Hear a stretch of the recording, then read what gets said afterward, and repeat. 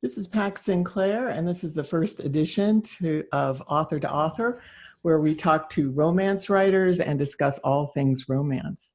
My first guest today is M.B. Saul, a fantasy writer and an author of The Grail and The Rose, which are book 1 and book 2 of the Guard series. Welcome, M.B. Thank you. I'm so excited to be here. This is a huge opportunity, so I appreciate it. Oh, great. Before we start, I just wanted to say how we met. Yeah. At least I thought it was interesting. We actually met through Goodreads. I was looking for a beta reader for my first book, and you, MB, agreed to read for me. And you gave me some wonderful suggestions. You really did. And I did incorporate them in the book. And it was funny because once we stopped, or once you finished the read, you asked me when I was going to publish, and I told you. And the first book is always the hardest because, you're kind of getting your team together. Yeah. And I blew past my due date or my launch date. And I'll never forget this. You emailed me and said, "Where's your book? When are you publishing it?" And I was kind of in a little bit of despair at that time, and that kind of gave me the push to actually finish it and to publish. So I really want to thank you. And it was funny because after that happened, I didn't know you were an author, and I discovered that after, and also that you're a fantasy romance writer, which is my favorite genre. And after that, I read The Grail, and I became a huge fan of your amazing writing. And so I am really, really excited to talk to you today. Thank you. Well, me too. I'm excited to be here and talk with you about it. I don't get to sit down and have conversations about it all that often, so it is really fun. Oh, great, great. Well, I'd like to talk about your writing life. I did read your bio, and it said that you are a Midwestern girl that's been weaving your story since grade school. So what grade were you in when you wrote your first story? Yeah. I would say grade school was a lot of almost play acting, stories from my head in my room. I was that kid up in my room who would just sort of write in my diary or use it as an outlet. I would guess I was 8th grade to high school when I actually sat down and composed an intentional story with a story arc and developed characters. And that was for a creative writing class that I had and loved, and really figured out, oh, I can do this. So it wasn't until I was early teens that it all sort of clicked as something that was more than just these quick little outlets or musings I would have and just write down on notes all over my room. What was the title of the first story? Actually, You remember? I do. This might alienate a few people.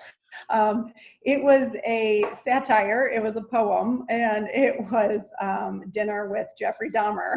Oh, okay. That's the story. Yes, we can leave that one in the past. Okay, all right. So when did you ever publish any of those stories, or when did you publish your first story? I'll just ask that. Many, many years later. So the first anything I published was in 2009. It was a children's book, and it was based off of these experiences that my niece was having in grade school. She was about in 6th grade and was having a rough time with her girlfriends who were sort of going through a period where, she'd go to school and they'd say, "We're not going to talk to you today." And having some of those times that I think a lot of girls can relate to. And and I certainly could relate to it. And so I sort of channeled that from my past as well as what she was going to, and wrote this poem and submitted it. And so it was published through a publishing house, but it's almost like a half publishing house. Is it a vanity? It wouldn't a vanity. Kind of, like you have to pay some to get into it. They do publish it. They do give you marketing services and editing services. But it was not something I would ever do again. It was sort of tiptoeing into the industry and me trying to figure out what it was all about and if I really had any talent here that I wanted to pursue. And that really, if I could say anything about that experience, it allowed me to have the confidence or the motivation to try and write a novel, to say, wow, this was really fun and I think I want to do this. But other than that, I don't even really talk about that book that often anymore. Well, then I'm wondering, since it was Jeffrey Dahmer that you wrote about the very first time, yeah, how did you decide to write fantasy romances? Yeah.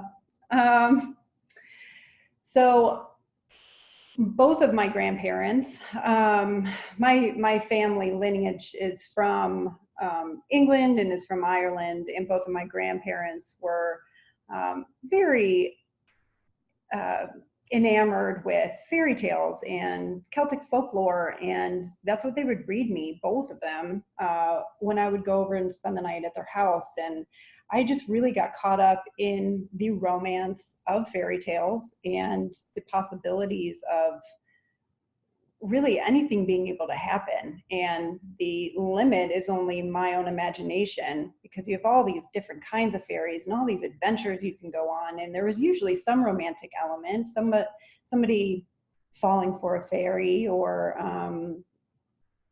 trying to lure in this unassuming female. And I really responded to that. And I think there's something sort of wistful and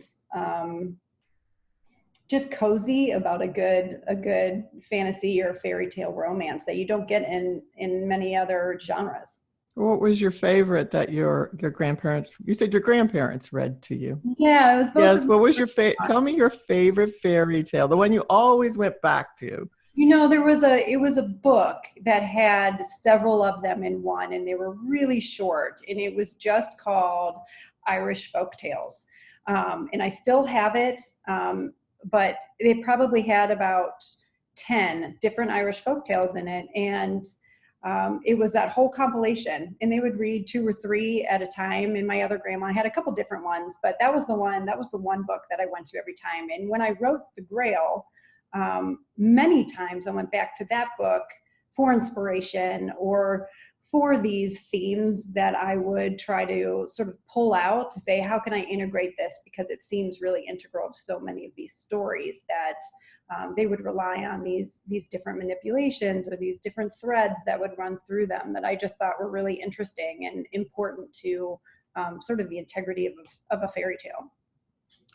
So we talk about romance fantasy, and of course there's so many genres, but I also want to ask you, have you written in any other genres besides fantasy? No, not really. I have dabbled, yes, with a more contemporary romance, and it's just a few scenes. Nothing that's really pulled it together or solidified yet for me. I really enjoy fantasy, I think, because of the escape that I get through writing it, through using my imagination. So I really have just been sort of in that pocket, and I haven't strayed too far. Okay. Well, I'd like to talk about the Grail now, because that is the first book of the Guard series. Yeah. And my question is, where were you when you decided to write the series? Like physically, literally? Yeah, everyone asks when. I want to know where you were. When did that inspiration strike? Yeah. So I was living with my sister at the time in her guest house. And I had just published that children's book. And I just had this glimpse of a scene. It was pulled from this love of Arthurian legends that I always had, as well as sort of this innate fascination with King Arthur and England in general. And I just had a glimpse. I was up in my apartment, and this was right after Twilight had come out. I think the final book of Twilight had come out just that year. And I just thought, I've got a story kind of like this. And it ended up being nothing like that, but it was this sense of appealing to that audience group in a way that I hadn't seen yet. And writing this story where you've got these different fantastical elements coming together and really humanizing it. And so that's sort of the moment it solidified. I was just laying in my bed in my apartment. You know, that's interesting that you bring that out, that sometimes when we get that first glimpse and first idea, or even the first outline, that as we're writing the book, or even when the book is completed, it's nothing like what we first imagined. Yeah. And hopefully it's better. I always sort of say, oh, this is better than what I imagined. Yes. Oh my gosh. It would be really hard if you spend all that time and it ends up being worse. Yeah, well, sometimes that happens with some people, but I'm so glad that the story came together the way it did. So, Yeah. you know, it's such a fantastic story. I really, really love this story. And so just tell us, I hate to say, what is the book about? Yeah. There are some things that, to me, the book is still about from the original iteration that maybe aren't as apparent in the version that was published. But essentially, this is about a girl who discovered this really incredible power inside of herself that she didn't know existed. She doesn't know about the fairy world. She doesn't know really anything about her father and what happened to him, and sort of she can't find her place in the world, and she doesn't really know why. So she goes to essentially the fairy world, or the gateway to it, and it's this whole other life, and there are people who are like her. She sort of has a place, but she still has to navigate that because there's no one quite like her there. She is the only female lead in this book. It's a very dude heavy book, if you will. I mean, It's true, it is. And that was intentional in book one, and that changes in book two, but I really wanted to show all of these different variables that she had to struggle with, because it's not just finding her place as this half human, half fairy in the fairy world. She's also saying, who am I as a female in this place, and who am I as somebody who's coming into an already established group of power, and who am I as somebody who is so far behind in knowledge about everything going on that, you know, how does she fit in? And a lot of it from the other main character's perspective, Rowan, is about this heartbreak. He is trying to figure out a way to move on with his life in the day-to-day with this true pain in his heart from being separated from his mate, who is Caroline, but because of this sort of weaving of time, they had met in the past, but it was not Caroline of the past, it was Caroline of the future. So there's all these little threads, and so he is trying to figure that out, and needs to keep his distance from her, and it's really painful for him. I think that's one of the aspects of the book that I really love. I think when we write romances, of course, we always think about the female. Well, this female male, I'm talking about romances where everything happens to the female, but I always say the bread and butter is the male character. And if you can get that right, it's epic. You know, your romance is epic. It just transforms. And every time, and this backstory that you weave with Rowan and Caroline is so intricate that every time they have scenes together, it's beautiful, it's emotional, and they're both suffering. One knows why they're suffering, but the other one doesn't, because as you said, the past and the present. And I want to ask you, how did you decide to do that type of a backstory with it? I mean, how did that come about? That was a long process and a It was a long evolution. That was not originally how it unfolded at all. And then I sort of solidified what becomes the prophecy in the book, which served really as an outline for what I knew had to happen. So that serves as, I need to get to these points at the end. And her line, though it's not revealed in the book, of the prophecy hinted to something about that. And I, in one iteration, had her going back in time and in affecting some things that were happening there. And that's really what sparked this idea to say, well, how can we sort of torture these main characters in a way that's engaging but intriguing, and wants, you know, will help people want to read more about it, and what can be their struggle, aside from what she's already struggling with coming into this world. So I wanted to add an extra layer there, and it just sort of naturally developed. So once I had that idea, it was just going back and sort of incorporating it in a way that made sense with the elements that I already had. Okay. So you do world building really well. I remember when I opened the book and started to read the prologue where Merlin is performing an incantation. And for me, I think that was probably the most dramatic piece in the Grail. It's the beginning and it's really the most dramatic.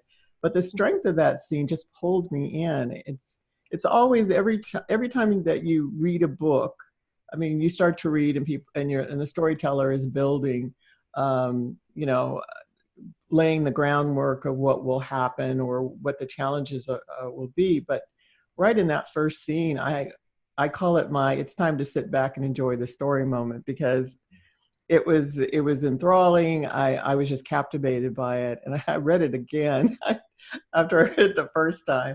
But it just set the tone for the whole book. And you did touch a little bit saying that the fairy tales that you that were read when you were a child had a lot to do with it. Were there any more influences other than that?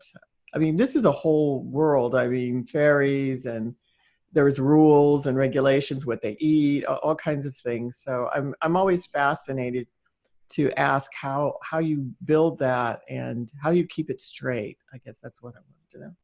Yeah, that's a great question. How do you keep it straight?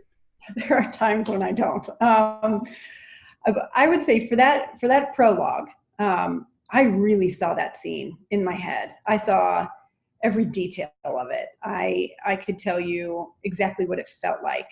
The weather, to any smell that was in the air. I mean, I really had those details solid in my head. And I think you mentioned tone, and that's really what I was driving for in that prologue. Was I wanted to set this sort of mystical, magical tone to the entire book. And I also wanted to underscore the importance of Merlin and his role in this, because he comes and goes. He's not in every scene, and he doesn't affect every scene, but he's a major background player. And I love those elements in books where they have these incantations, and it does feel sort of otherworldly. And so I wanted to just step off from there. And once I had that, and then created the island with their home and started talking about the different sects of fae,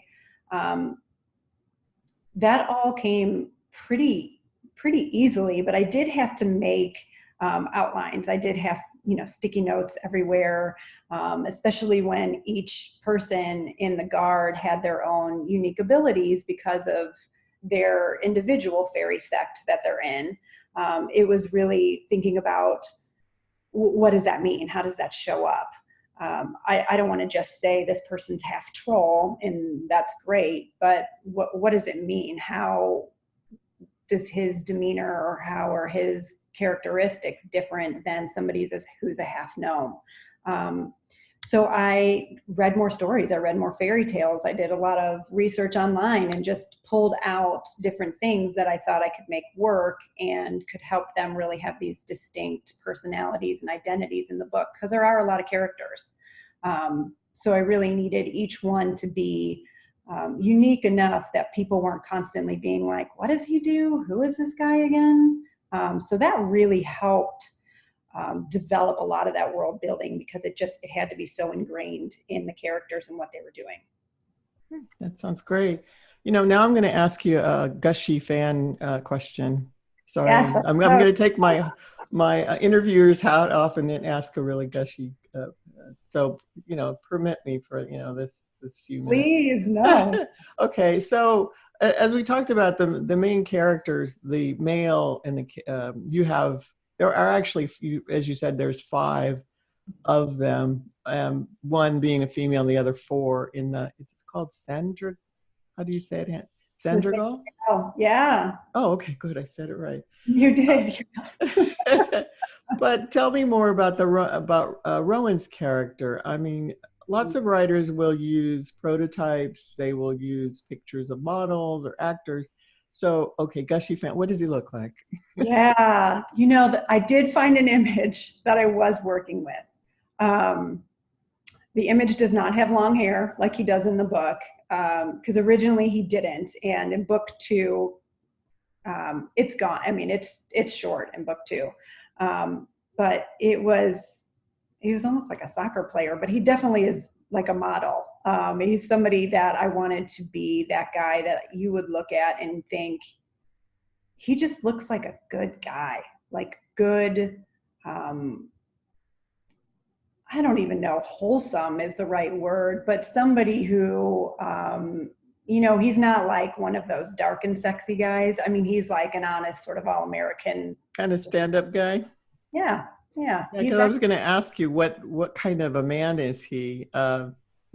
We see it in when he talks to his mother and when he has interactions with the other characters. He's protective of Caroline, but he's also protective of his friends. And it seems like he's the guy that everyone goes to, or the universe kind of revolves around him, because he's the stable force. Right. Yeah, of all of the 5. And that was one of the things that I was going to ask you. Did you decide that this wouldn't be a dark character? I guess you're looking at the long range right now. So yeah, I wanted him to be the light, like this beacon in all of this sort of ugliness that happens in that realm. And I think that he is that steadying force. He is unbelievably loyal. He has a very strong sense of right and justice, and he really wants to, like you said, protect his friends. He wants to protect Caroline. He feels this sense of duty to his father, who was murdered, and seeing that through, and even at the risk of sort of ruining his relationship with his mother, because he really feels like this is his path. And he's somebody who's very assured and very confident, and he can make the decisions that he needs to. And, he's the guy you can rely on, and he's going to be there for you. And this book takes him along a path where he has to make a lot of hard decisions, and decisions that might not even be in his best interest, but they're in the best interest of someone else. And book 2 is really where he gets very tortured and tormented in book 2, and he really gets dragged through the mud. the rose. Yeah, he does. It's one of those. I had an editor once who said, Rowan is great.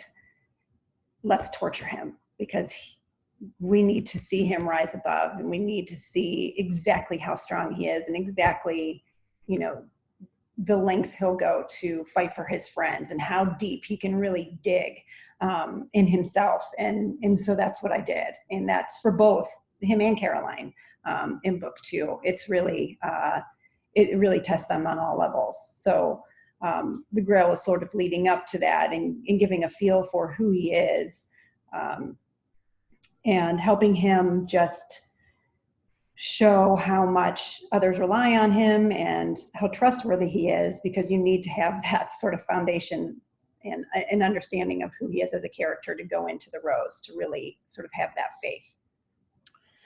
The Rose is book 2 of the Guard series, and it's already out. It was published earlier this year. Is that correct? That's correct. Yeah. So I was going to ask you what we were going to see in the Rose, but now that you've told me, now I'm going to ask about book 3, because I think you told me you're working on it right now. Yes, I am. So, in book 2, there's a lot that happens in the past. You finally see the moment where the mates bond clicks for Rowan and Caroline. You get to experience more of their actual relationship. Those really good moments and some sad ones.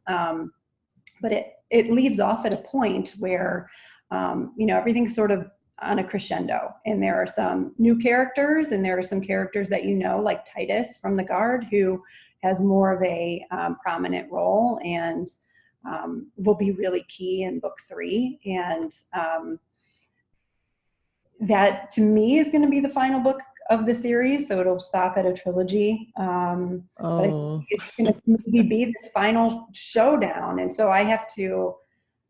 I've been taking the time to step away to really do it justice and say what needs to happen and how do I do this right.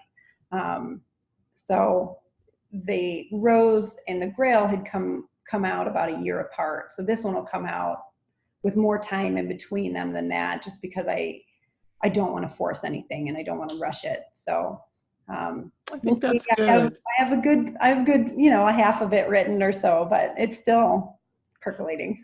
I think that's good. I think sometimes authors will rush their books out. Yeah. Because they think that they're people are clamoring for them. They are, but it's more important to get it right and feel like the product that you're publishing is the best that you can offer. So yeah.